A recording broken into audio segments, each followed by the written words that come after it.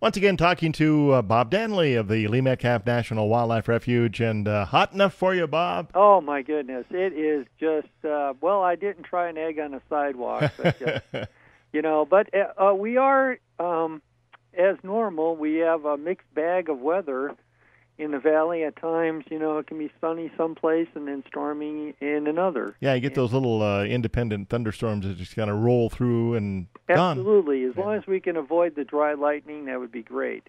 But, there is a mixed bag, too, for wildlife. Oh, yeah. It's Colombian ground squirrels are getting ready to hibernate for the year.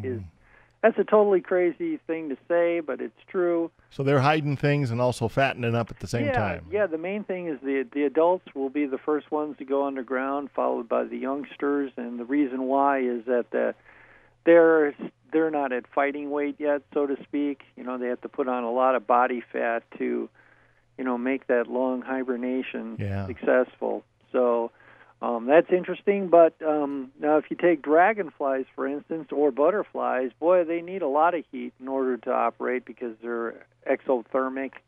They're depending upon external heating source like the sun and the actual air temperature to be active. So you see a lot of them. In fact, it's kind of funny. The dragonfly populations are just starting to emerge.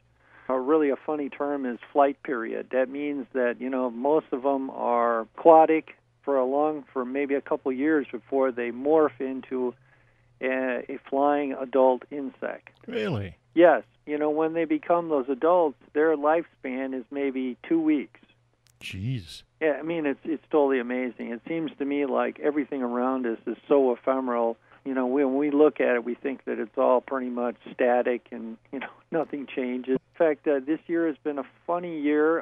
Right now, the painted lady butterfly here, it immigrates in from hundreds of miles away. I've seen them all over the place this year. So this year could be really a boom year for them, but then there's other things that I can't hardly find, which is kind of fascinating. And I guess that's what makes Wildlife Watch so interesting is that the questions always come up, why am I not seeing this now? Yeah, and that's a question with census that naturalists look at every year. Yeah, and so you listeners are really important for helping develop the picture. You can take notes and read all sorts of stuff. Anybody can be a scientist to a degree because there's all sorts of stuff online in which you can supply your sightings to and help fill in those gaps of our knowledge. And if you've got questions or you have an odd thing you've seen, get on over to the refuge and talk to you guys. Absolutely. We're ready to talk.